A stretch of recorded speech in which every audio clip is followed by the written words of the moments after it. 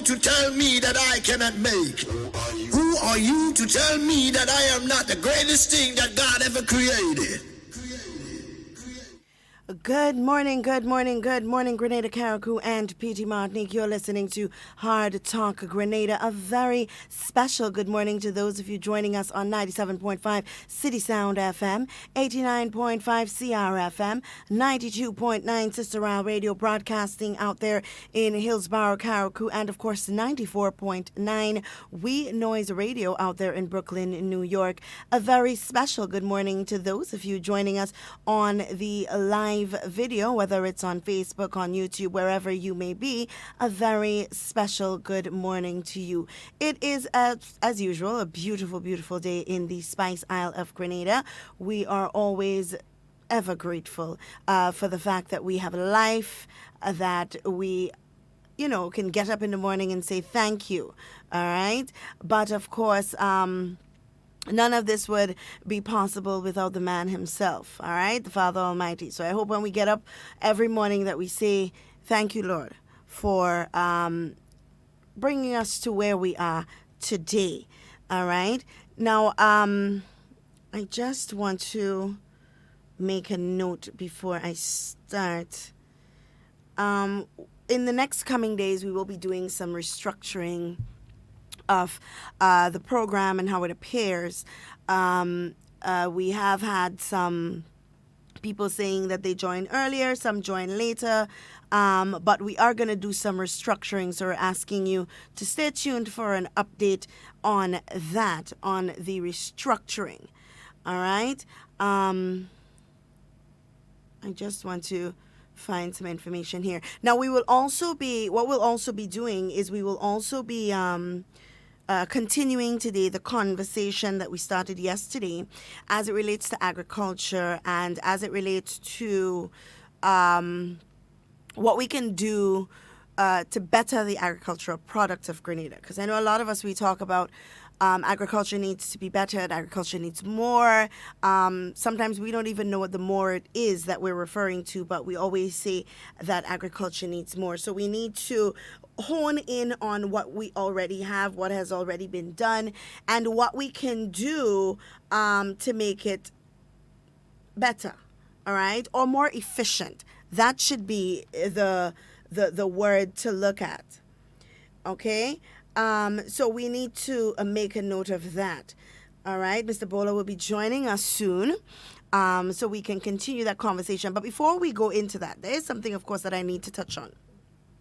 A very, very important topic or subject that I need us to talk about for a moment. Now, remember, we are able to take calls via WhatsApp. So please note that we are able to take calls now via WhatsApp. So when we open the lines, to those of you who were trying to call yesterday, we want to apologize for that. Mind you, if I sound a little distracted, I'm multitasking. For those of you who joined us yesterday and did not get an opportunity to speak with us, we will open the lines today for just a moment, so that you guys can converse with us and can join and contribute to the conversation. All right? And I'm glad Mr. Bola is here before I start my opening statements, my opening topic. I know we're supposed to talk about agriculture, Mr. Bola, but there is something of very important that we need to talk about first. So I'm going to give you an opportunity first to say hello and good morning to the listeners, and then we can go ahead. So good morning, Mr. Bola. Good morning to you, Ms. Duncan. Good morning to our listeners out there, whether you're listening virtual or by radio. It's another beautiful day on the island of Grenada.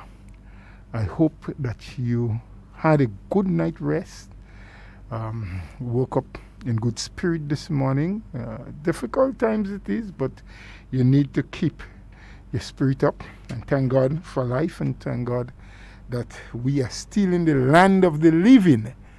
Yeah. And He would grant us mercies to make it through today. So good morning again, everyone. All right. Now, Mr. Bola, the topic that I want us to start on, because I know we have Lots to talk about in relation to agriculture, but the topic I want us to start on quickly has to do with respect. And the reason we're talking about, and I'll talk about it every day if I have to, Mr. Bola, because I think that it is very important that we start pounding the topic of respect.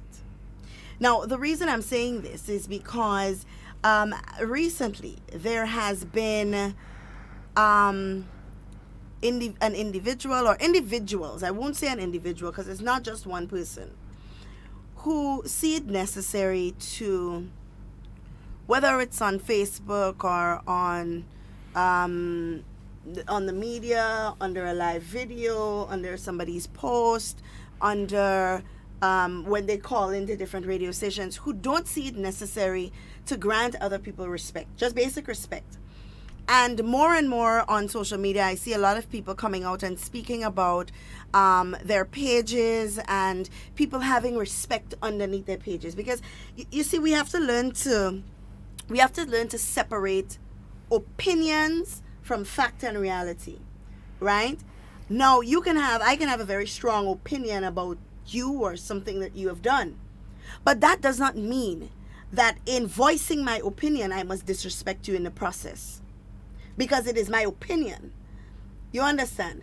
Even though it is a fact that you are voicing, you should still show some respect. So you and I sat here the other day and we deliberated over a voice note that went out.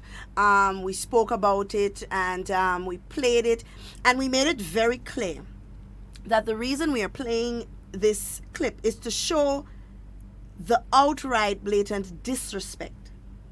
Now, over the past few days, there have been a few people under our live video, we've been monitoring it, that have come to the defense of that specific individual, saying that, we should play the whole clip to get the context in which he said it from. Now, I will be very clear, and I say this with no remorse. I do not care, Mr. Bola, what the context of the conversation was. I do not care if the individual had a valid point. I do not care if the individual was speaking out of emotion. I do not care if the individual was voicing his opinion. What was loud and clear to me in that entire voice clip that we played was the disrespect. Yesterday as well, I looked at a few posts underneath an announcement that was made. And there again, I saw just disrespect. Nobody voicing their opinion. Nobody giving fact. Just blatantly looking at a person and feeling the need to disrespect that person in some way or the other. And people keep asking, well, why y'all don't play everything that he said so we can hear which context he said it from? The context doesn't matter. It is the disrespect, because I could say the same thing and say it respectfully and get better results. You understand? So we have to be careful of what we condone as a people. And now that we have this Black Lives Matter movement happening, right? I will never sit here and say whether I agree or disagree with the manner in which it's being done, because that is my personal opinion. At the end of the day, all that matters is the results that is derived from whatever it is they are set out to do. I cannot say I understand how they feel, because I've never been put in the situation to understand how they feel based on what they're going through. However, what I will say is that for a lot of us who are posting fists and posting Black Lives Matter, especially here in Grenada, we must first understand that Black Lives Matter doesn't only come in the context of police brutality or violence to black people. Black Lives Matter also comes into the context of black on black crime. When you sit down and you disrespect your black brother, and you can't be upset when somebody else does it, because you are the one doing it as well. You know, so we have to be very careful of what we condone and what we want. We can't jump up and say Black Lives Matter, we want more respect, and we are the same people that disrespecting each other.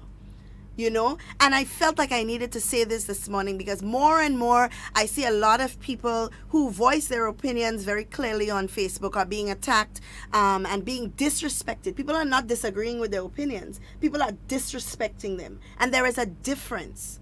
There is a difference with disagreeing with my opinion and pointing out your opinion and disrespecting me and trying to belittle my character. You know, there is a big difference, and we have to do better as a people. Because how do we want people to listen to us, to take us seriously, for our voices to be heard, if we are bringing down our own brother and sister, if we are the ones condemning each other, if we are the ones belittling each other? How do we expect people to take us seriously when we are the ones hurting each other first? Sabola, I felt like it was necessary. Well, at least you gave your piece, and you in context with what you're saying. We all have that right to difference of opinions.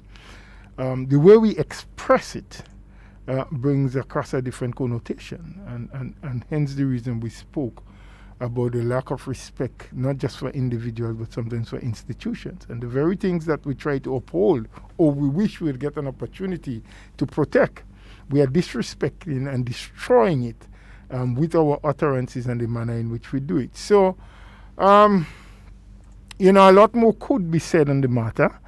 I think it is something that we need to probably research a bit and get more voices on it, because sometimes when we do it from where we sit, some people see it as purely political. But if we can get a somewhat moderated voice to speak on the issue, because you're so correct in saying that we expect other people to respect us.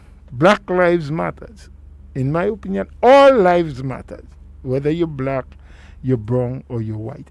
All life matters. And if all of us, irrespective of our background, our ethnic relationship, the color of our skin, just respect self and each other, the world could be a better place. Because when we respect and protect each other, protect the world, the community, the country that we live in, show respect for it, it means that we are also showing respect and protecting ourselves. Because people would have pride in saying that these people are very respectable people, so they in turn must respect us. So it's a vicious cycle. As they say, what goes around comes around. We give this respect. We're worried about people cutting and pasting what we said and not playing the whole story. But even within the context of trying to explain themselves, they were doing the same thing, cutting and pasting. Yeah.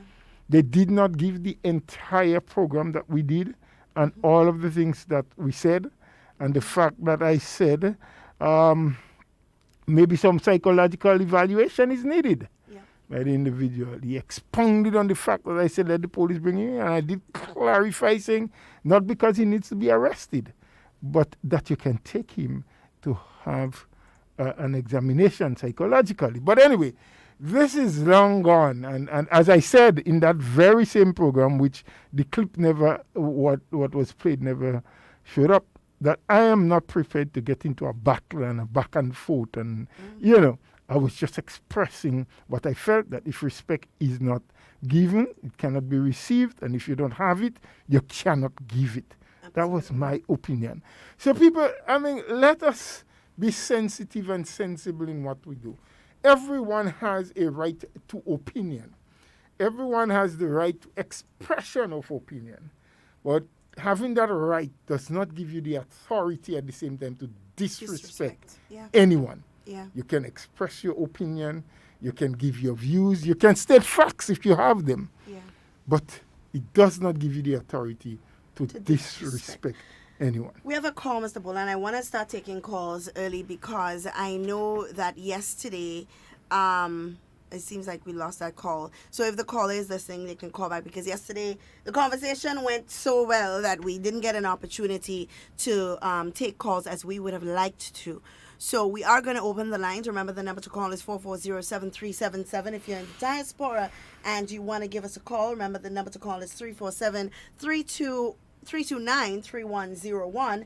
And of course, we are able to take WhatsApp calls at the same number, 440-7377. All right, so keep that in mind. Mr. Paula, let's take this call quickly this morning. Good morning, caller. Yes, good morning, my dear. Good morning, how are you? Yeah, I am all right for the time being. All Mr. right. Bola, Good morning to you, sir. I say, let me give you a buzz to find out what's going on. You speak to me what day that, Yes, and up last to week. now, I ain't seen nothing yet. No, don't you worry. The lady, I just spoke to her before I came on air this morning, and she did indicate it was her plans to come to see you last Saturday. And that did not work out, and she did not have your number to call you. But she told me, if you call or got in touch with me, let you know she's prepared to see you. So you don't Saturday. give me number, sir? She had the number was there on the piece of paper. She forgot it at the office here. She didn't take it. If you want me cell number to give her to, I could give you. Okay, well, give us the cell. I have the other one, but not the cell. Well, all right. Mark it down, sir. Yes, I have pen and paper. 416 416 0175. 0175. She Put would a see big you. bull by it so She she would can see you. forget. I put in a bull with horn. Yes, not just yes, a big yes, one. sir. Yeah, she will Yes, see sir. you on Saturday coming, she said. So let me ask a question. How things going on in the ministry and them type of thing and what and what? Well, I'm not in ministry, but from what I receive, from what we are hearing, they're coming back together slowly. Everyone is not yet back on the job, but slowly more and more people are coming in, and things are starting to normalize. Yeah. Yes. Because I've been down in finance and check a lot of things and what. Like something working out. Something working out. Slowly Yeah. but surely, yes. But I want you to keep in touch still. Yes, I will. And things. So yeah, that topic there this morning about disrespect. I'm not afraid to call him. If you're afraid, I'm not afraid, eh? No, we're not afraid. Well, We're again, listening. Kem must have respect. Yeah. Kem must realize what I want to say. I wouldn't really say it. No, But don't Kem say it to already. disrespect. Yes. Because a man in I passing and I hear how he calling kid. What if you hear the man, eh? No, we normally does. We What? hear what he's saying. So. Kem must realize. Kem look at somebody that malnutrition. Oh God, I don't know that part. Well, I know a lot about Kem, but I can't say it over the air. Don't. We I won't But encourage. Kem must that. realize when he meet Bull, he go have respect. Okay. Because all of us was there, Right. and I know all what he do. Okay. He must have respect. He do damn evil. Yeah, we say respect is due. Doesn't matter who it is. Who is who? He must Yes. have respect. He do damn evil. The biggest man or the smallest man, we need to. If show you respect. don't have respect for the man, have for the office. Yes. office. He Yes. must have damn respect. Yes. All right. He must have respect. And what I don't feel to him do Kem, eh? Don't do But him God a alone thing. that know. Don't do him a don't thing, do it, don't please. do it. I will leave him to God. Leave Yeah, him leave to him to God. God. Yeah. Keep your hands on your side when you see him. Yeah. Don't raise it at all, eh? Yes, sir. all right. So do your best for me, sir. Thank you, I will. Right, sir. Take care. Yeah. Nice. Have a good day. Yeah, and I mean, when the conversation came up, it wasn't just about that one individual, because there are a number of people who do it, you know, Yes. but it doesn't make it any more right. And I hate that we have to sit here and tell people, when we're growing up as children, the first thing that we learn is to respect other people. Not because of a person's circumstance or how you feel about a person gives you the right to disrespect them, you know. And I keep saying, you may not like the prime minister, you may not like the opposition leader, you may not like the governor general. It doesn't matter who the person is, you know. You may not like your teacher, you may not it doesn't give you the right to disrespect them. Why can't we all just disagree? We can disagree. That's fine. We can have an argument. We can debate about facts. But why does everybody have to get disrespectful in the process? Why you had to call me stupid and I had to call you an idiot? Why do these things have to happen in order to get our points across? Can our point not be given without the disrespectful words included? You know? And it's us that's doing it to each other. Black people doing it to black people too. You know, it doesn't make it any more right. And I feel like I need to talk about it this morning, because I see a lot of y'all putting up y'all fists in solidarity. And when somebody posts something on Facebook, y'all going under that same post and disrespecting them like if they are nobody. It doesn't work like that. If you believe that Black Lives Matter, it must fall in the context of every black life everywhere. you know. And it's very disappointing. I felt disappointed not in what the individuals say, because you're right. You cannot expect better from somebody who can't give it. Yeah, but I was disappointed in the people defending what he said. You're defending what he said. The disrespectfulness. And I keep saying that we will always feel a certain way when it's somebody else. But what will happen when it becomes one of our own people? Well, some things are right depending on who does it, and it's wrong when other people does it. Absolutely. I have another call on the line. Good morning.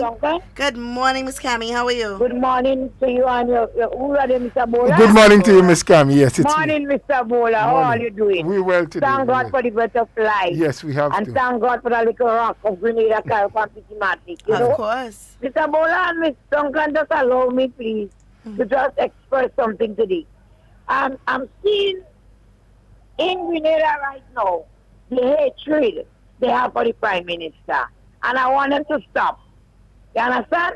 Yes. And NDC has some NDC supporters that is pushing. They're pushing. But they will not succeed. God is in charge. Almighty God is in charge. And I know they're listening. Listen to me. The busman for the Grenville, the Sabola. And I want those people in authority.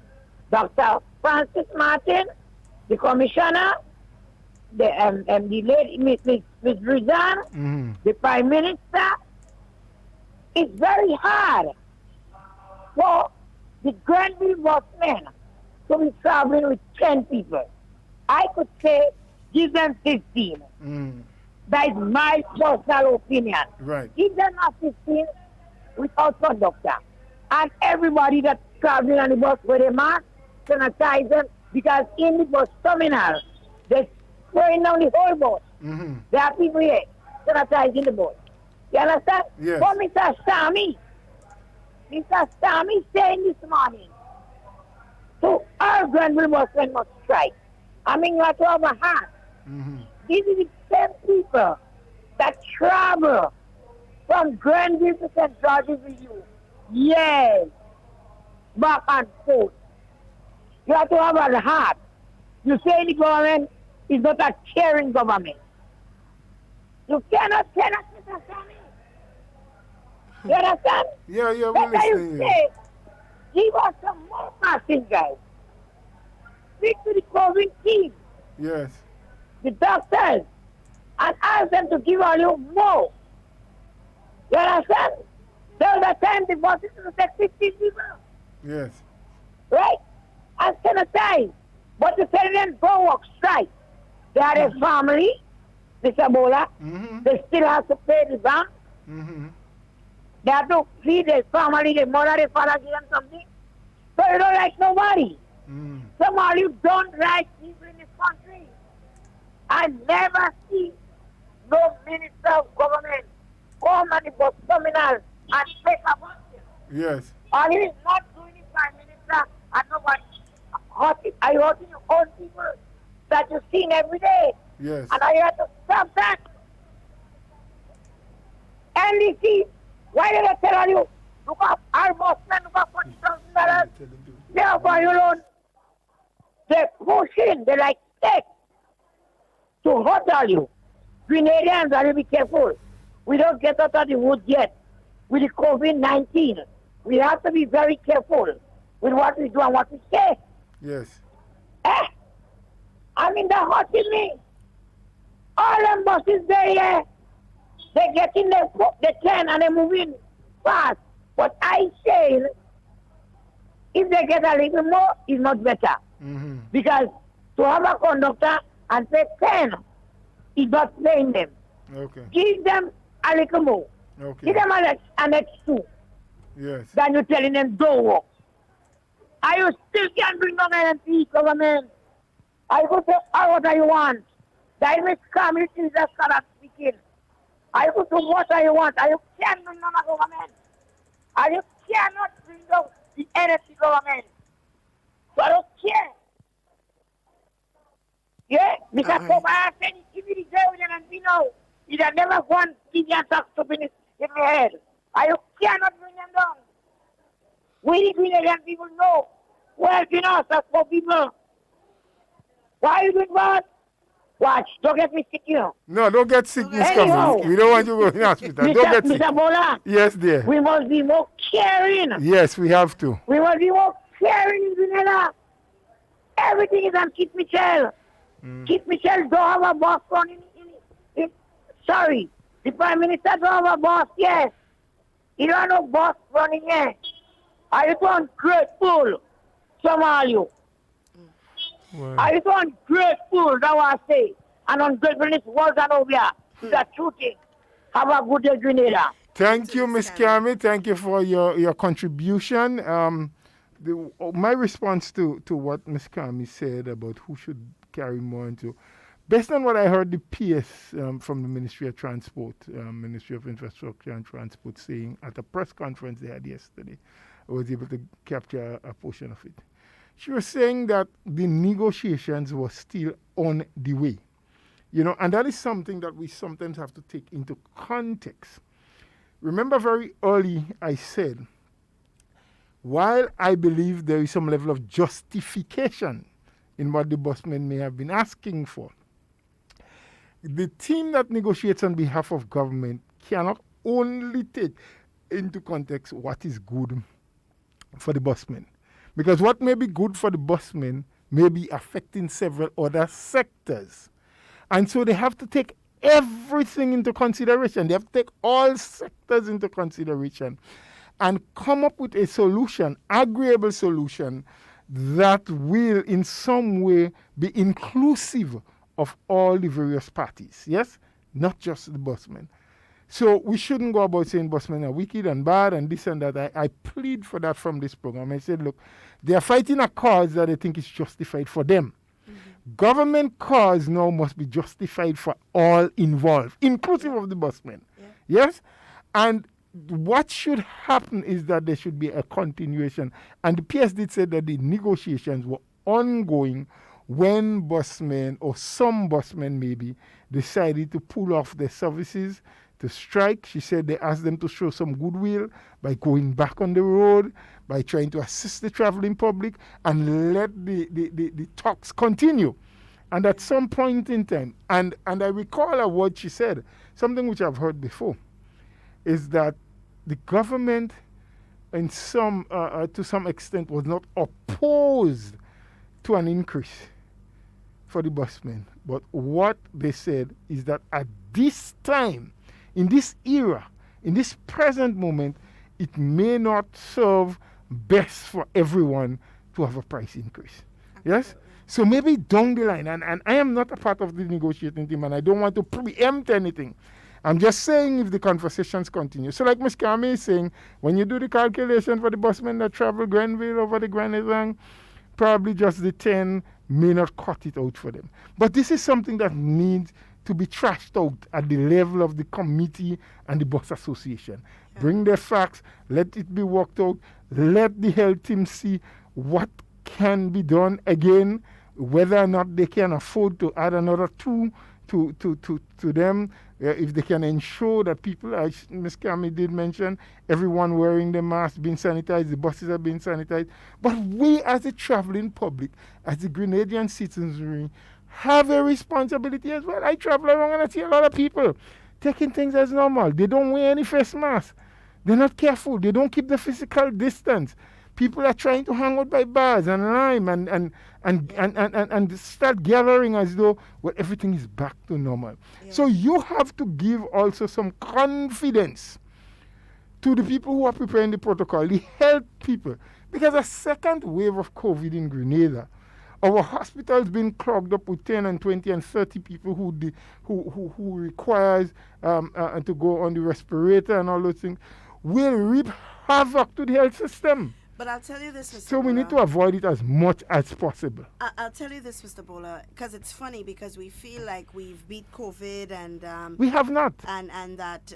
we have done well, but we haven't beat it because it's not over yet. But it would be funny if we give everybody what they wanted we are good for 2-3 weeks, and then we gone back on lockdown again. And I mean, that's just the reality of the situation. It's not us trying to scare anybody but it's making you aware that it is a real possibility. Now, the issue of the buses carrying 10 people. Now, mind you, there are still buses who do not carry 10 people, who carry more than 10, even in this current construct.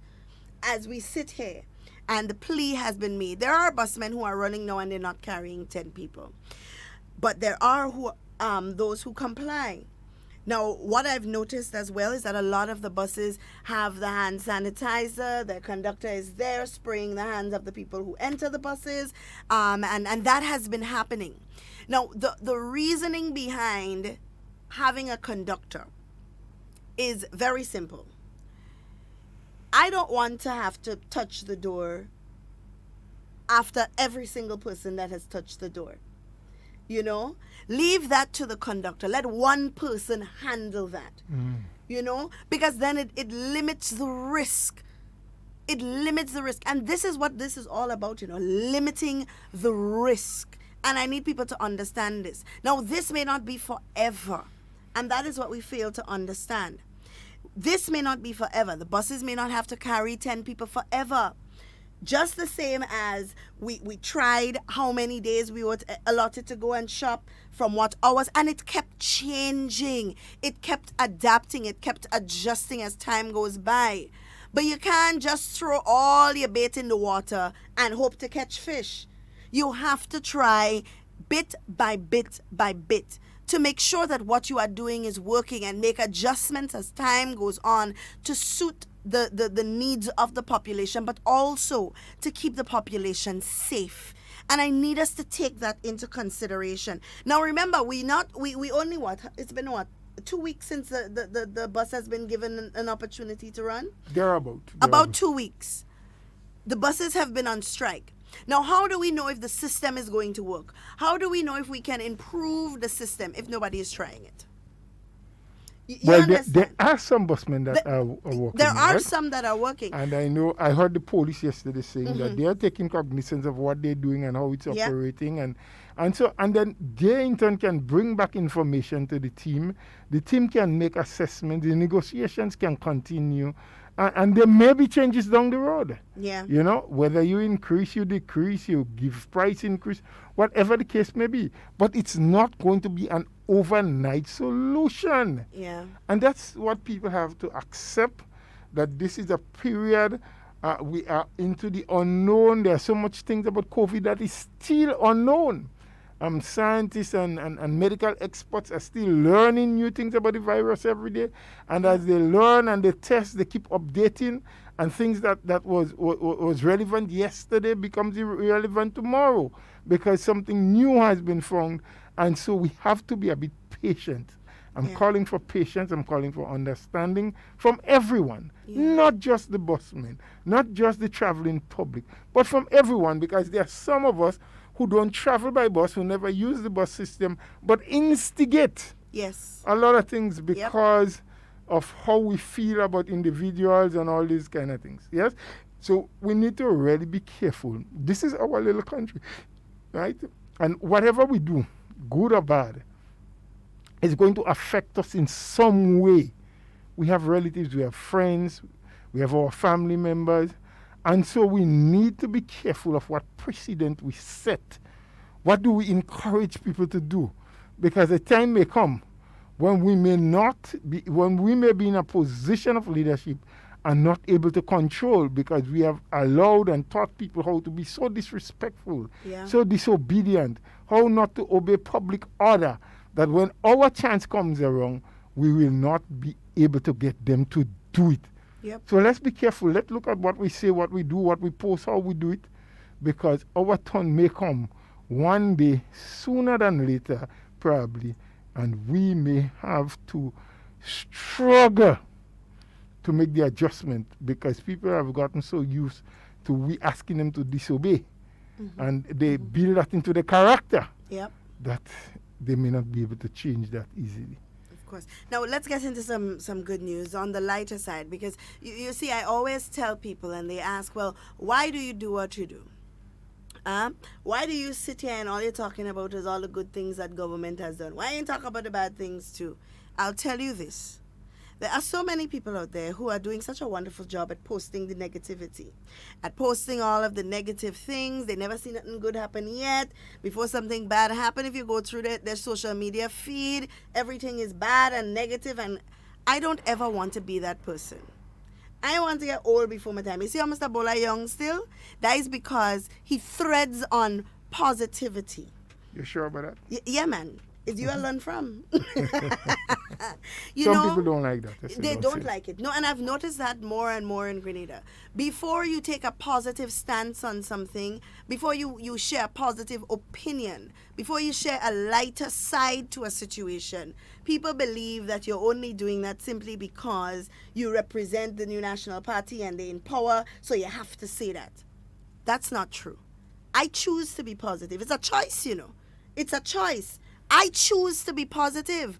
I choose to wake up in the morning and smile and know that there is a brighter future ahead and know that good things are happening, rather than go to sleep with a headache because I'm studying who I don't like and who I should bring down tomorrow or who I should cuss tomorrow. You understand? And wake up in the morning with the same headache that I went to bed with. No, I choose positivity. It is a choice.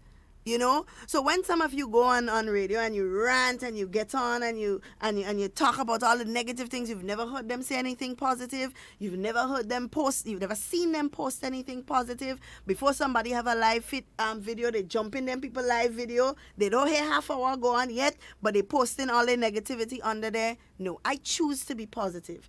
It is a choice. You have that same choice in it. It's what you do with your choices. I know what I'm doing with my choices, you know, but it is what you do with your choices that matter.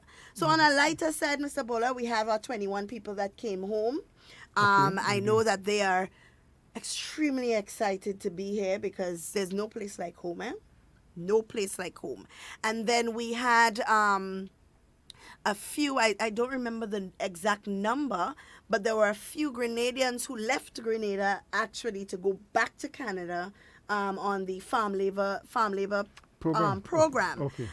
They were not new selections from what I understand. It's people who have been there, came back as a result of COVID and are now going back to Canada to get back to work. So things are happening, things are moving. It may not be as fast as we would like it to, Mr. Bola, but we get in there. But that's the way it has to go. Yes. Strata by strata. Yes. Threader by threader.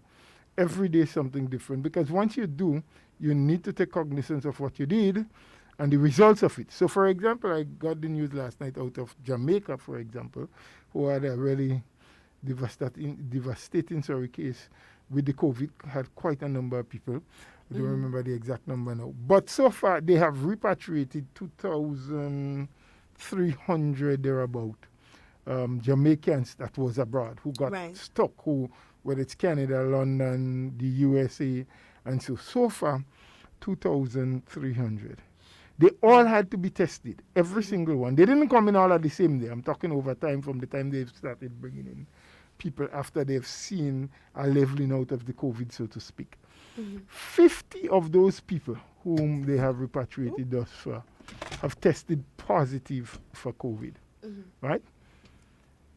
The Jamaican government, and that came from the Prime Minister, Andrew Holness, said that so far they have spent $1 billion plus to repatriate Jamaicans back home. Wow. In terms of whatever assistance, the testing kits to test everyone when they arrive, to quarantine them, so for lodging and meals and transportation and all of the things that are involved. So sometimes when we sit wherever we are without having all the facts and believe, well, the government could do better. They should have brought home more of our people, because my son or my husband or my uncle, my niece, whoever it may be, gets stuck where, and government should bring them back. It is not just like saying, well, you can come back today and you come tomorrow. There's a lot of logistics involved, a lot of planning, a lot of preparation. But a lot of cost involved, because when these people get here, even if they pay their own way to get here, Government has a responsibility to check, to test, to isolate, to feed, to house, test again and make sure they're clear after 14 days. Mm-hmm. In fact, test twice before they release them, twice within 24 hours to make sure that there is no signs or symptoms.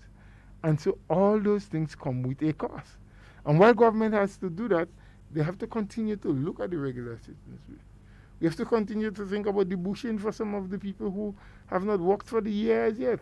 There's still a stimulus package because there are people in the tourism sector and the agriculture and wherever that still has not received assistance yet, and they need it. There's the issue of medication and other things for the health sector. All public servants still have to be paid. All police officers and teachers, whether they're school or not, whether they're out in the field patrolling or not, they have to be paid.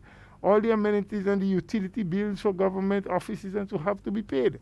And at the same time, there has been a reduction in the intake of revenue.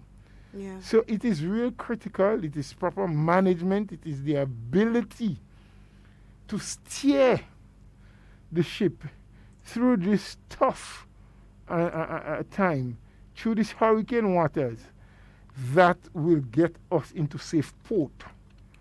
So sometimes I know we could be a little bit impatient and there can be some level of hostility because things are not working out for me, it's not working out for you, or my husband still has not returned to work as yet, or no one has called me since to tell me that I'm returning to work XYZ time, our pockets are low, there's hardly any food in the cupboard. All of those things can bring on frustration and can cause you to get angry and to act up. But please remember that government doesn't have to deal with you alone. Yeah. Government doesn't have to deal with your community alone or with your family alone. But they have the entire nation to look after. Irrespective of which political party you are aligned to, you become the responsibility of government as long as you live in the country. They have to continue to work and ensure that there is peace and security. They have to continue and make sure that the hospitals operate in a manner where they can take care not just of COVID patients, but for all the other people who are or have to be hospitalized. Yeah. They have to make sure that all of the transport from every ministry, from the hospital, the ambulances and everything, that they continue to operate. Yeah. And so much more. We can go on and on of all the responsibilities that government have. So please, as a people, let's play our part. Let's do what we are supposed to be doing, and let's assist the government in getting things moving forward. All right, Mr. Paula, let's take this call quickly. Good morning. Morning. Is this HARDTALK? Yes, it is. Yes, good morning. I just thought I would like to add my voice. Good morning to Mr. Bowler. Good morning to you, sir. Morning to you, Miss W. Duncan. Duncan. Oh, Duncan, sorry. Sorry. Beg your pardon. No, I just thought I would like to comment. This is something I meant to do weeks now, but I've been a little busy sometimes, can't even tune in. But when I can, I really appreciate some of the things that you're saying and what you're doing, you know. But thank you for that. I just thought I wanted to speak on two things quickly this morning. And one was when you were speaking about agriculture and that people are complaining a lot. And I feel that, you know, the thing is some of the complaints may be justified, but I think one of the problems with us here is that we love to harp on the negative. And, you know, until we learn to give God thanks for what he gives us, we're going to have a hard time getting more from him. You know, we need to kind of concentrate a lot more on what we have. Now, I have seen a lot of development in agriculture over, you know, within the last few years. And I mean, I'm not into agriculture. I'm not an agriculturalist, and but I love to support the local industry, you know. And I try to go when they have the exhibitions and so on. And I'm always surprised to see how many new things that are on the market. Because one of my issues with agriculture is that there are too many things that go to waste here simply because we have not found a way of getting them market ready. Yes. I'm talking about things like vegetable and so on. You know, for years I've been telling some of the vendors I deal with, I say, look, when I come and you're trying to sell me a yam, I have to consider, but when I go home, would my wife really cook this? And would I have the time to deal with it? And I say, when you go in other countries, I used to deal a lot with Venezuela long ago. Mm-hmm. I remember in Venezuela, when you went to the groceries down there, all these things were in bags, already peeled and ready to just go in the pot. Some of them are even pre-cooked, What, sorry? Some of them are even pre-cooked, partially cooked. That's what I mean. Yes. And it's not a big job, really. I don't think you need a big factory or anything like that. But I just, some of these things, I noticed there's a lady doing it with cassava. Yes. And that has been happening for a little while now. I can't remember her name. And I always buy it, and it's a very good product. Yes. And I think, unfortunately, what is happening, they sometimes can be a bit expensive, but I feel we need to do a lot more to encourage our people to support that local industry wherever possible. Yes. Because like things like cassava and so on, well known to be a very good food. Very healthy. Very, very to healthy. use it. But also, just the other day I was in at the marketing board, and they seemed to, I don't know why, but they had so many bananas or giving away a good sized bag for just $2, and I told one of the ladies, I said, well, look, you have so many of these here, I have a feeling they're going to spoil by the time tomorrow comes if you don't use them. And then I said, but why you all don't make some little drink with it? Because, banana, sugar, and milk with a little essence is an excellent drink. And some of our spices, remember, don't forget. Well, exactly. We have the spices. Cinnamon or a little nutmeg in that, and you have a wonderful banana punch. But as I say, a lot of these things. Another thing is bread nuts. I love bread nuts, but then again, if I have to buy it and cook it, it becomes a bit of an issue. Again, I have to beg my wife to do it for me. But and a few people now cook it so you can buy a bag of bread nuts. But again, it's done in not a very professional way, and I wish that somehow it could be there for us to use it like that. Yes. Yes. Anyway, I don't want to take up too much time on that, but I'm just saying the thing is we need to give thanks for things like that. And to do with the buses, I keep thinking that this is an opportunity for government and our people to sit down and really think about this thing. We need a proper bus system in Grenada. I know we have some good buses out there running and some good busmen, and I think they try to do a good job, but I think government has to lead in this, in that we need to set standards for all our buses, like they should have. I think our buses need to have some sort of standard with how they dress. I've seen some of the conductors and the way they dress. I wouldn't want to get on their bus because that would be a reflection of the way they would behave and how the bus would behave. But I'm feeling that if government could say, look, offer it out to private enterprise, or have it with a system where you can share. When I say government has shares in this thing, or has some control, because I think you would have to have some control, especially if you're going to give some duty-free concessions and so on. There must be some control, but you have to make sure that they run a proper system. All developing countries need a proper system for getting people around. And I think this was the idea when the revolution brought in the PTS, was NTS at the time. NTS, National Transport Service. Okay, NTS. Yes. Okay, and that was there until I think NDC thought it best when they were doing their, trying to save money and everything. They shut it down, and I think that was a mistake. Somehow we should have found the money for that to operate, because I think Morris Bishop at the time had said that the importance of that is just making sure that you could get your essential workers to work and your children to school. And that is something that it will have a cost, so government should be prepared to put something aside for that. But we need to make sure that whoever is operating it, they operate it at a proper standard. And this is not only for locals, there are a lot of Europeans, when I used to be in the tour business, who used to tell me that they're not accustomed to taking taxis. In Europe and so on, people travel mostly by buses and by train. And by trains, yes. And people who travel by taxis are just thought to be wealthy people, So it's something we need to think about. And I think that maybe they could get a committee going and they could look at a way of this working. And maybe this is the time to maybe work with some of the busmen who really want to work, and as long as they do a proper schedule, try to support them and do something proper. Yeah. Anyhow, taking up a lot of your time, so thanks for listening. Well, we are grateful for your contribution. We thank you. Feel free to call any other time. We take note of what you say. I will just say, I believe, and there have been some people who have expressed that opinion already, COVID will change many things for good. Yeah. Whether it's the transportation system, whether it's the way we shop, whether it is the way we do banking, I believe a lot of these things will change. We'd see a lot more technology being involved. As it relates to the public transport system, I know for many years this administration in particular allowed the free enterprise kind of system where people can invest their money into it and of course get an opportunity to make something back.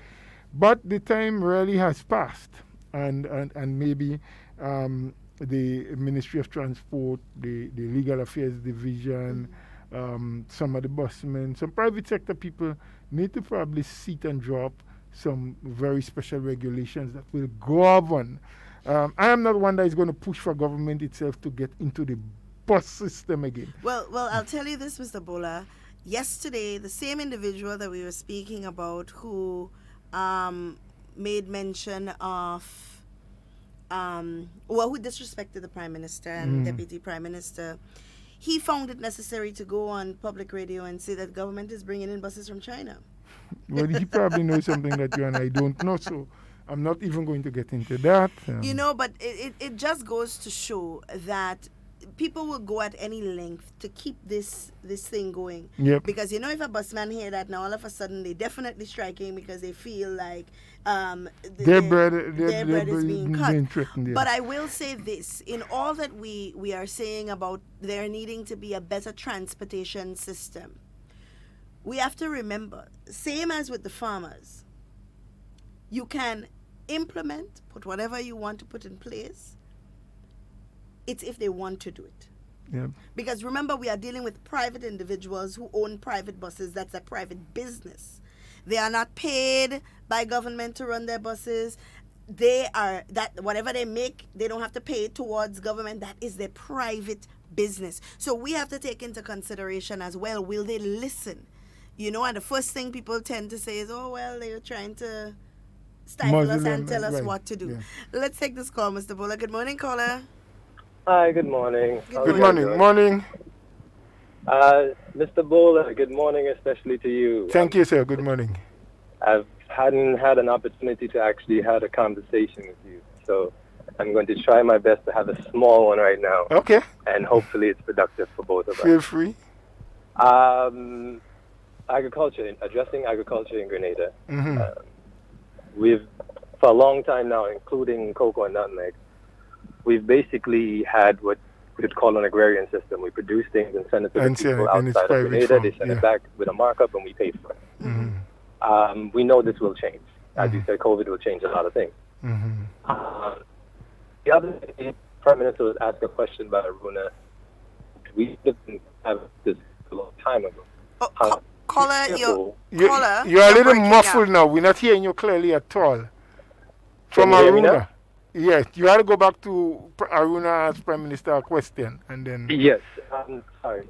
The other day, the Prime Minister was asked a question by Aruna, and he said that we should have a long time. No. Okay, caller, I'm sorry, but you are breaking up. We're not hearing you clearly. Maybe the connection where you are. So try again. But that, Ms. Ebola, brings us to the conversation that we are actually supposed to have today. We don't want to get off topic, but we do want to start the conversation on cocoa and nutmeg. What can we do? Well, we know where it's been. Cocoa, nutmeg was a green gold, a yellow gold. We would ship nutmeg out. Black gold. I don't know where you get all these colors from. Lord of mercy. Yes. And we would ship nutmeg out. We were one of the second main distributor of nutmeg in the world. Then Ivan came and there was a setback. How can we revive Well, I must say, even before the onset of Hurricane Ivan, and we need to look out if that caller does call back because he was breaking up so badly. Even before Hurricane Ivan, we had started seeing new players coming into the market. So places like India and Vietnam, even Jamaica and some of those countries, started planting nutmeg more aggressively and wanting to get into the spice market. Right. Mind you, nutmeg has a lot of uses. It's used in the cosmetic industry. It's used very much in the food industry as a preservative. It's used as a flavor and there are many chemicals, myrcene and aflatoxin, and I don't remember all of the chemicals that it contained. And so we knew there were people, there were countries that traditionally weren't nutmeg producing countries that started getting into it in a more aggressive and commercial manner. Not much was done in terms of trying to protect and patent what we had. What we also know and is aware of is that we probably have one of the best qualities of nutmeg in the world. So while we were not number one, Indonesia was, we had a very excellent quality that was sought after on the world market. And then there was some internal strife within Indonesia, which led to internal conflicts. A lot of the fields got burned down, and so the production level would have dropped significantly, and Grenada started picking up. Then came Hurricane Ivan. From since that, there had been some attempts to resuscitate, and I believe that the industry has grown back, maybe not to the level in terms of production of pre-Ivan, but well enough, because government did step in and try to give as much assistance as possible. So I remember in the immediate aftermath of Hurricane Ivan, nutmeg plants was propagated at the government propagation stations, Maribo, you had Ashunden, Maran, even in Boulogne. And they were given out to farmers freely, not at no cost whatsoever, so that people could replant and rehabilitate. And yesterday, remember, I spoke about the fact that government spent millions of dollars assisting farmers to clear up their lands and so. But what sometimes happens, Duncan, is that the efforts being made on the part of government is not matched equally or surpassed by the individuals who in the long run should be the beneficiaries of those attempts. I mean, there are a lot of other mitigating factors. We did speak about weather and now having to deal with climate-smart agriculture. Less rainfall as we know it, year after year. Climatic conditions are becoming warmer. So in a lot of belts, because Grenada, in terms of agricultural lands, can be subdivided into three sectors. You have the upper belt, middle belt, lower belt. So nutmeg strive best between the upper and the middle belt, where it's kind of cool. Not too cold, but not too warm. And in the lower belt, it doesn't work very well because during the drier time, a lot of the trees die out for lack of sufficient water and so on. Even the production level is much less. The seeds are smaller and all those things. But because we are seeing warmer climate and warmer temperatures, the middle belt now, even there, it's becoming even more difficult to cultivate. So there are a lot of other mitigating factors. But so farmers now need to employ new techniques. The board that is being elected basically by the farmers, with 3 representatives chosen by government, has to do more than just sit and have meetings and decide who they sell nutmegs to. They have to do more in terms of educating the farmers, in terms of trying to create bonds between not just the Ministry of Agriculture, but you have the University of the West Indies that has an agronomy and agricultural division. You have the St. George's University. Have we approached them thus far and say, can you do a study on our industry, nutmeg speaking specifically, and give some advice as to the direction you think we can go now? We have Tamsisi, where we can use students who are there for the purposes of studying and researching into agriculture. Now, I recalled some years ago when I was tasked with the responsibility as Minister of Agriculture. In meeting with the board, the Nutmeg Board, I asked them, for the years that you have been in existence, have you ever thought about putting aside at the end of the financial year from whatever profits you derive, a portion of that, 5%, 10%, 8%, 7%, whatever the board may decide, and take it to the farmers for the purposes of research and development? And I said, no.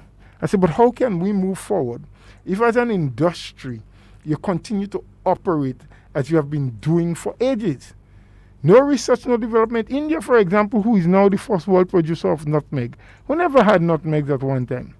Although it's an East Indian, well, I shouldn't say never had nutmeg, but not at a commercial level. Right. They are able to tell you when they plant a particular nutmeg tree, even before it bears its first fruit, can tell you the medicinal value or the chemical composition that fruits from that tree would give. Yeah? Because they would have studied. In Grenada, we still propagate nutmegs and cannot, upon the time of distributing plants, determine, as we call it locally, whether that tree would be a male or a female. So you have farmers planting 200 nutmeg trees in one season. 70% of that may never bear. They could be male trees that just flower and fall and never produce a fruit. So it's a lot of time, and it takes normally about 7 years for a nutmeg tree to come to full bloom and fruition. India has the technology that can cause you to get fruits within 2 years. Right. But that is because they went into research and development, and they did a lot of changes. Right. We have not done anything, and we have not started. And I challenged the board then. I said, listen, maybe you can start a scholarship program where the same farmers who are part of the association, who sell the produce to you, where their sons and their daughters can be selected and the education at university level being paid for by the association, and where you give specific recommendation what you want them to study as it relates to the nutmeg industry, and they can come back and give service for 3 years, for 5 years, so that the industry can get new technology, the industry can be studied and examined, and new ideas can come afloat. And they sat at the office with me and agreed.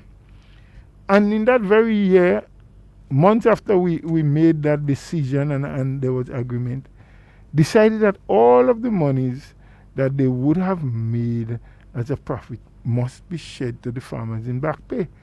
And here I am, not saying that the farmers do not deserve or should not receive back pay. I'm just saying that you need to educate your farmers to let them know that the business can only do better if we know how to do better. And to know how, we have to get into research and development. And to get into research and development, we have to be able to foot the cost. And to foot the cost, we must prepare. Yes? And preparations come from putting aside a percentage. Coca-Cola did not become an international drink by just... As a matter of fact, I learned that for the first 12 months when Coca-Cola started, I think they only sold 12 bottles of Coke. 12 bottles, not cases. But they did not give in. They felt that if they continued to persevere and to make changes, that they can break through in the market. Today, Coca-Cola is an international drink. But Mr. Bola, it all speaks to investing in your business. Yes. Investing in your business. And some people believe that an investment in your business is always about putting money into some share somewhere and hoping that it reaps profit. But investing in your business is thinking about the longevity, the future. I farm now in nutmeg, and I only see farming of nutmeg because I want to make a profit. But what about the future of nutmeg and what it can do for the country? And I think a lot of us, we fail to realize that when you go into business, especially into farming, it's not about the profit that you can make right now all of the time, but it's also about the investment in the crop or in the product or whatever it is that you are making. As a caller rightfully said, we do farming here in most cases to export so they can process it and sell it back to us at a higher price. The same product that we have here, you know? So it's important for us to learn about investment, our future, our children. As you said yesterday, rightfully, some of us as parents, we work in the land hard, so we children don't have to work the land too. You know, and that's how we see it, so the farming can live on. So what is wrong with a nutmeg farmer whose survival along with their family is based on nutmeg? Right. Giving the high school daughter or son or the university student 5 nutmeg trees and say, listen, these are yours that you must care for, clean, fertilize, harvest. I will sell, the money is yours to send you to school. Yeah. So they're going to school, they're getting a higher level of education, which is absolutely necessary. But they are involved in the farming. That is. And I mean, government has done a lot for this industry. I mean, I didn't have time. In fact, I couldn't. I was looking last night to see if I could find the ordinance, because you know, nutmeg, cocoa, they all have an ordinance that governs them, what can and what cannot. And government has a certain level of responsibility. But these are what are called commodity boards or parastatal organizations where government have representation on the board, but that they have their own chairperson and they manage the affairs themselves. They don't have to depend on government to manage for them. And the only time that they wish for government to get involved is when they are out and out with no funding. And I recall the Nutmeg Association, for example, sometime after the 2003 election, I don't remember the exact date now, that they made an approach to government saying that, look, there was that Christmas period. While the ordinance, I recall, says that you can only pay back pay when you have a surplus. They didn't have a surplus, and they said that the farmers wanted something, so they took a loan of $5 million from government then to pay back pay. It's many years ago, which they have not paid back up until this time. Well, I want to read this for you because it's in doing my research, because yesterday we had already planned that this is what we were going to discuss, and I did some research, and I'm looking at a press release from the Ministry of Agriculture here that was dated February of 2020, and it reads, Agriculture and Lands in collaboration with Grenada Cooperative Nutmeg Association and the Caribbean Agriculture Research and Development Institute, which is CARDI, recommends grafting as an alternative propagation method to increase in nutmeg productivity. So it seems like a conversation had already started as it relates to that, because it also says that nutmeg trees are generally male or female, all right? And after propagation of the seeds, approximately 50% of the planting are usually male, right? The sex of either plant can be only known at the time of flowering. So that's 5 years, 4 years after you plant, which is the point I made before. Right. But just hold that thought there. Don't continue to read. The issue of grafting is not a new technology. It was done here in Grenada before. Right. Many years ago for even the same nutmeg. They used to call it at the time marcotting. That is where I think they would come into your field. And the male trees that were identified, they will take branches from the female part and graft it onto the male. I think that's the way it was done, something to that effect. And over time, you will prune out the male part of the tree. So that same stalk is there, but what it is now pushing out would be a female part of it. Right. So it's a technology that has been around. I presume that there must have been some improvements over the years and greater success in terms of how they can now do the grafting and so. But it is something that used to happen many years ago. And that's why I made the point. Up until today, the association has not put aside any funding whatsoever. Whether they want to say to government, then look, we have put aside X amount and we need you to match it or to help us, because it will be good for the economy if more of the trees that we plant are going to be bearing trees rather than a farmer planting 100 trees, like I said, and by the time they're ready to fruit, you realize 50 or 60% of that won't bear. You have wasted good 3 or 4 years and you have to replace them. Or what it sometimes requires is that you take double the amount that you really need to plant. So if you have spacing for 100, you take 200 trees and you plant 2 trees close to each other so that they grow up. And then if unfortunately one is male, you cut it and then the female will survive. But what you sometimes have is that since you do not know the difference in sex when they're young, you may plant 2 male close together, so you have to cut both of them down, and 2 female may be growing close together, so you still have to cut one down. Because you only need 1 tree that can, because a nutmeg tree is generally a huge tree. It's a forest tree. It's a commercial forest tree, so it grows huge and spread out, and so you can't have 2 of them growing side by side. Yes? So, I mean, it's a lot of trial and error, but we need to improve on what we do. And I have not, over my lifetime, seen much attempts being made on the part of the associations to improve on what has been done over the years. Now, someone may argue that nothing is being, or government isn't giving enough support to cocoa and nutmeg farmers. And what would you say in that regard? Well, they would have to, I would like whoever it is or those who are saying that to be more explicit. What does support mean? What do you want? Yeah? Because in terms of if they are going to get into any investment, especially for the development of the industry, they get duty-free concessions from government once they apply for it. When they are cash strapped and they're hard hit, government do provide funding for them.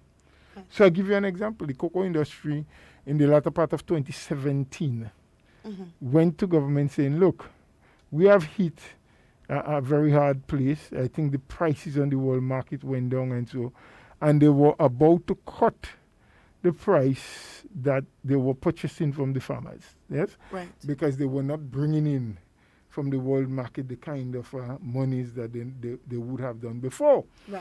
And so they said, look, we have to cut price. So if the farmer then, and I don't remember what the farmer was receiving then, but let us presume it was $1.50 that the local farmer was receiving per pound. They were going to cut that probably by 30% or so, and farmers would start receiving $1. Government then turned around and said, look, we don't think it is best to cut price. So the industry said, well, the only way we can maintain and support that is if your government would come in and provide some money. And government said, look, we are going through a structural adjustment program. We didn't have a lot of money. We are dependent on loans and what have you. But we can make a loan available for you, which they agreed upon. $3 million was given to the Cocoa Association then for price support. $1 million was specific for price support. The other $2 million was for administrative and other things that they had to do at 3% interest rate. 3% per annum. 5 years to repay. So you can do all that you have to do within 5 years. Well, that loan, as far as I know, they have not started repayment yet. At this present time, since we have been hit by the COVID, government did meet again with both the Nutmeg and Cocoa Association and asked them to submit proposals and to show what the needs would be and how it would be utilized. I know the Nutmeg Association did sending their proposals much earlier than the cocoa, and government has arranged and agreed to $3 million for the Nutmeg Association. $1 million in grant to go direct into price support. So it means that the farmers will not lose any money because they can because the association can't sell as much nutmeg as they used to before COVID. So as a farmer, you can continue to sell your nutmeg and get full price that you were getting. There should be no price cut because government is providing $1 million as a grant, not a loan.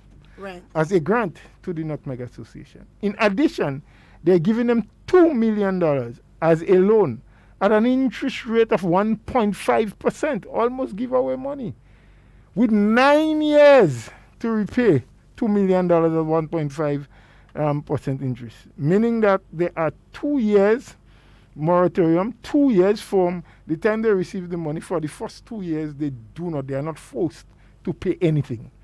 Now, if they are in a good enough financial position to pay, they can, but it's not mandatory. They have another 7 years after that first 2 years in which to pay the money. I know that the cocoa proposal is under consideration because it came in after nutmeg. And from the sources that I know, at least I believe from what I've been told, is that they too will be offered a grant of $1 million as price support to help stabilize the price, which was something I was speaking about yesterday as it relates to vegetables. Government finding a mechanism to stabilize prices. You know, whatever subsidies they can give directly to the farmers or what have you, so that the price of our vegetables can be standard and stabilized. And I did make some utterances as to how I think they can work it out. But that is not cast in stone. It is up to the ministry. It is up to economic affairs, finance, and all of these people to look. Because I believe we are doing fairly well in agriculture. As I've mentioned, there are a number of people that are living top quality lives as a result of being involved in farming. There are some people that are average, but we still have a lot of people at the lower strata at the end of farming for a lot of reasons.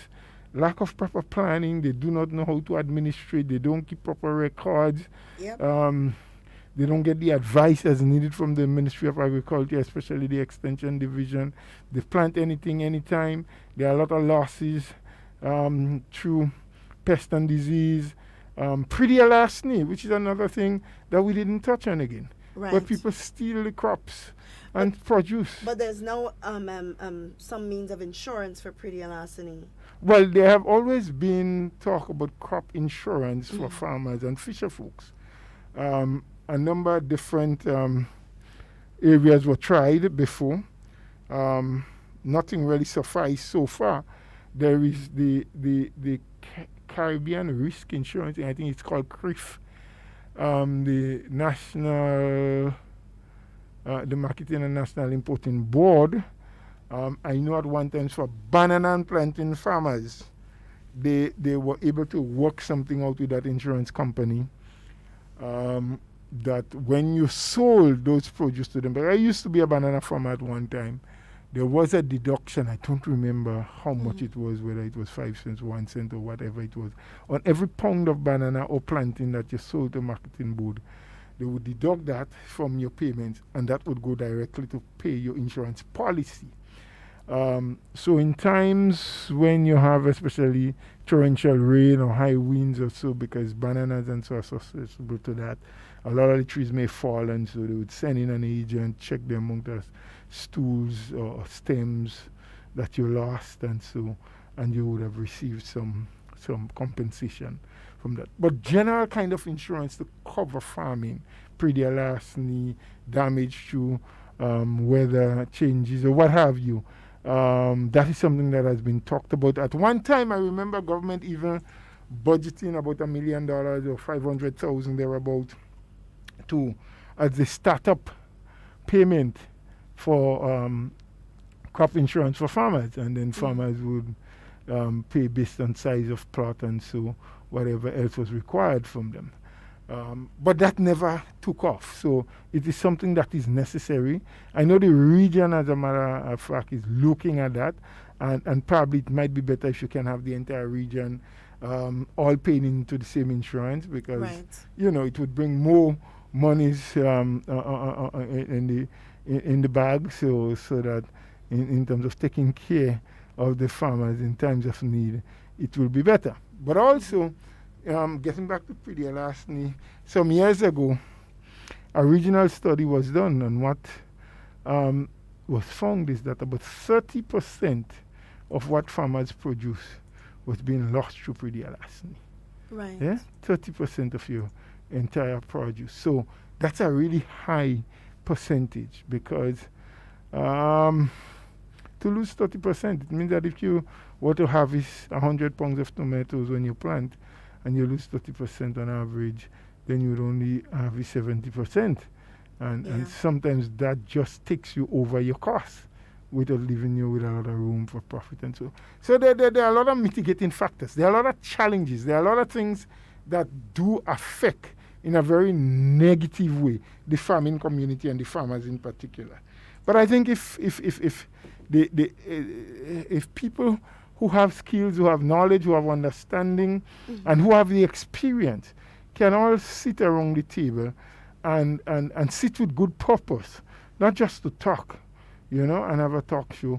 But a lot of studies has been done. There are a lot of documentation in ministries and offices and in commodity board rooms and so that are just there taking dust. Yeah. If we can find some funding somewhere to employ 2, 3, or 4 young people who have skills in research and who can research those documents and pull together the main points that can be threaded with one another together and then bring it before a committee who can relook it, discuss it, probably add or subtract from it and take it forward. Maybe it could be a start for us in terms of modernizing those industries, in terms of making sure that we maximize what we can. And the caller whom we lost because we could not hear him carefully was beginning to speak about secondary products, something which we mentioned yesterday, and we said within the cocoa industry we have started seeing some of that in the form of chocolate, but there's a lot more that can be done. There's a lot of powdered cocoa that is being sold, imported here, and based on what we know, it's not the best quality. They would have extracted a lot of the better substance from it, and it's kind of like the straw with some spices and some sugar, and so it's been sent to us. Maybe there's some cottage industry. There are some people who make the cocoa balls. Maybe we need to go one step further. You can probably make it and have it grind or so, and have it into small packages. It's an instant mix. Well, I'll tell you this. My children, their grandfather, he has some cocoa trees. So recently he picked them, dried, and my son was very fascinated by the whole process because he was there for the picking, he was there for the drying, and then they took it to St. Mark, I believe it's Grenada Chocolate Factory, to have it ground. That's in Diamond. Right, and into a powder, and that's what we use. We use that. So instead of the Milo and whatever else, we use that powder in hot water, mix it, let it dissolve, and then with a little put milk in it. Right, and it's good. Yeah, well, but it's much healthier. Because cocoa is one of the few food products that contain zinc, which is absolutely important for human development, for your bones and other things, your testosterone, especially in men. And so zinc is a vital part. And if you can get it naturally as opposed through supplements, is the best thing. So, there's a lot more that can be done. I know that the Nutmeg Association too had started doing some packaging of, maize and cocoa. Mainly for the tourism industry, some little things like that. There had been, who has subsequently died, God rest his soul in peace, Mr. Noel, who was making the nutmeg spray, right? And so, and I think had the nutmeg oil, and so that had become an international success that is being traded all over the world, as a secondary product. But we need to get more people involved, or to expand on what we are already doing. I think I recall that, Minister, I was told that we were getting top quality price for our cocoa, for example, that it was traded on the world market as fine flavored cocoa. Because I understand that Ghana in West Africa, where we had the largest production of cocoa. We had a lot of cocoa. But in terms of the taste and quality, the clones were different to ours. Grenada had the better taste in one. So while a company may buy lots of the Ghana cocoa, for making whatever product. They needed some of the Grenadian cocoa to bring in that flavor, that final touch. And so I was told then that our cocoa was fetching a price 30% higher than what the world market was paying. Wow. But I don't know what the situation is now, whether we still hold that, and how do we manage what we have? How do we sustain it and increase it? And how do we demand even higher prices for what is best in the world, you know? We need to know more, we need to do more, and the associations need to do more than just sitting down at the end of every month or twice monthly or so and have a board meeting, and that when they go to area meetings and speak to farmers, they must tell them what more they need to do to enhance whatever we have in our cocoa that has advanced us to the top of the strata, you know. So too with our nutmegs. And when I recall in Bellevue Estate, there was a company out of Germany that nutmegs in Bellevue was being harvested specifically for that company in Germany, because the nutmegs that was coming from that area in Bellevue Estate possess a specific kind of chemical in it that company in Germany was interested in, and that's all they were interested in. So they used to just buy those nutmegs that was harvested from there. But we have never expanded on that. We have never done the research. Maybe they know the name of the chemical, but we have never done the research to understand why it was so important to this company, and maybe to propagate and produce more of it, you know, in different parts of the country. Right. So there are some unique, small, probably basically inexpensive things that can be done, but someone need to be tasked with that responsibility, take it up as a project, ensure that they work on it, work through it, and come to fruition with it, so that it can bring greater economic benefit. I find sometimes we tend to use whatever positions we are being placed in to become more political, because if you are in a certain position on a certain board or in the management of a certain commodity board, and you're not too much in favor of the government, rather than doing what you are paid to do and what will benefit the farmers of this country, you tend to operate in a way to bring and discredit, shame, and to discredit the government or the minister in particular that has responsibility for agriculture. And you would know because you've experienced it. As opposed to going out there and doing what needs to be done and asking for the assistance and ensuring that the industry progress. Yeah. So we need to have those conversations, but more than just the conversations, we need to get the action. People must be given responsibility and must be called upon to produce, and when they don't, to give explanation to the farmers of this nation why they did not produce, then rather playing the blame game. It's always the ministry and the government, and maybe they do have a part to play. Maybe they have neglected some of their roles and functions, but who has the major responsibility, I believe, is the board of directors that was elected by the farmers to manage business on the and who benefits most at the end? At the end of it. Mr. Bola, it's been an interesting conversation. Of course, the topic of farming, which is dear to a lot of people, it incorporates a lot more extensive conversation, in-depth conversation. But we are going to leave it here for this morning. But I do want to make a quick note that the stimulus package for farmers have been,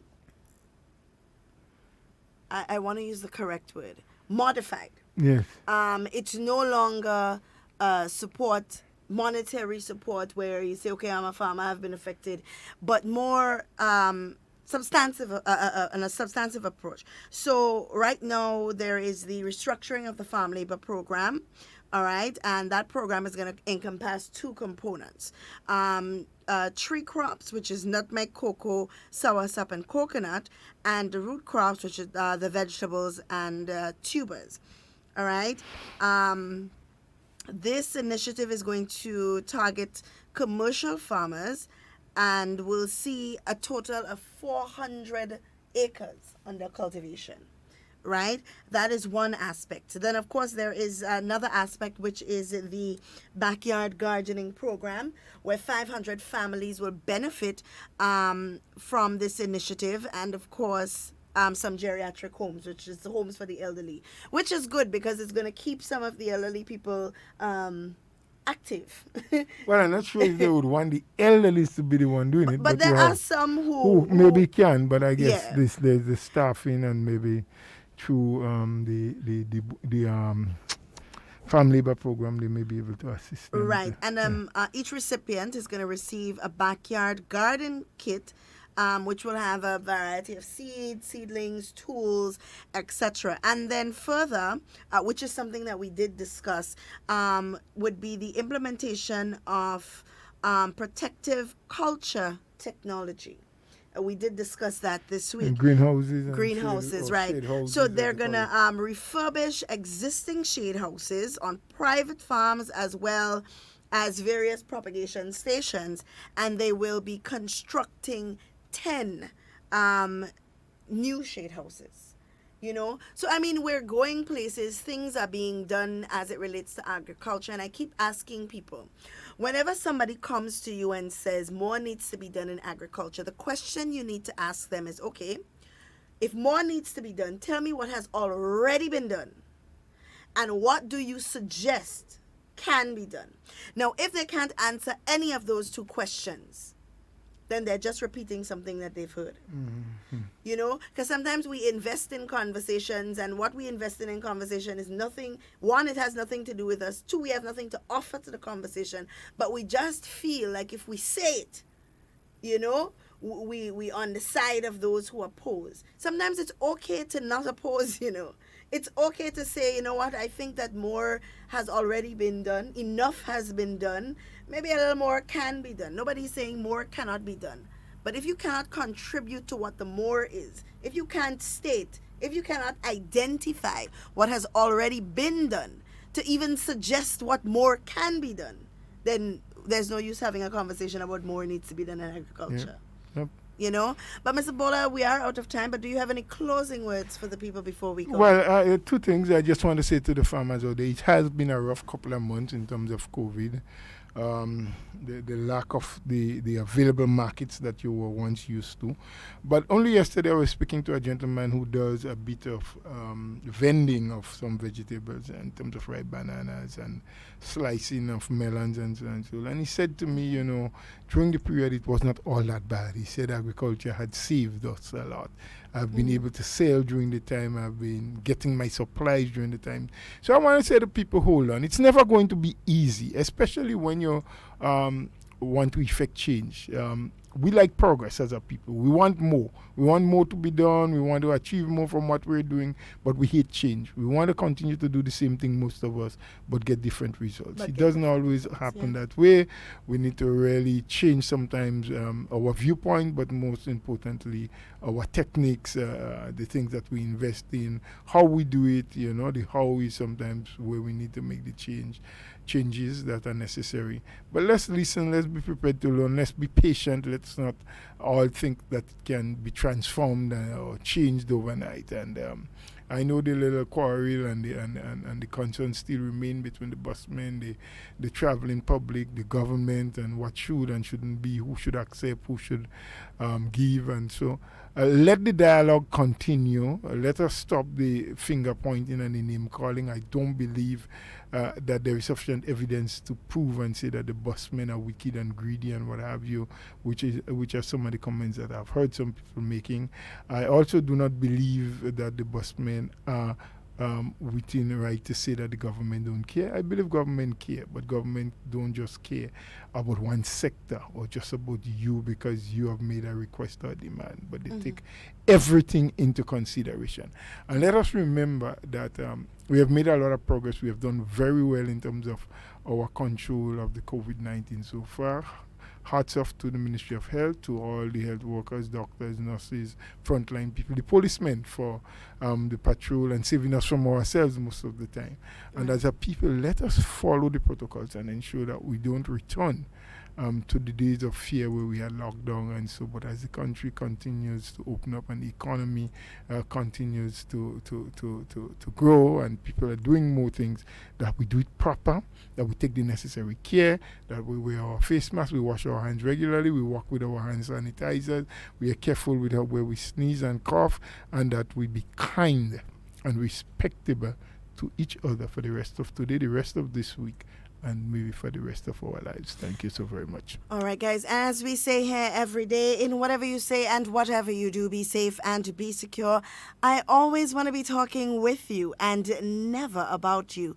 Please do enjoy the remainder of your day.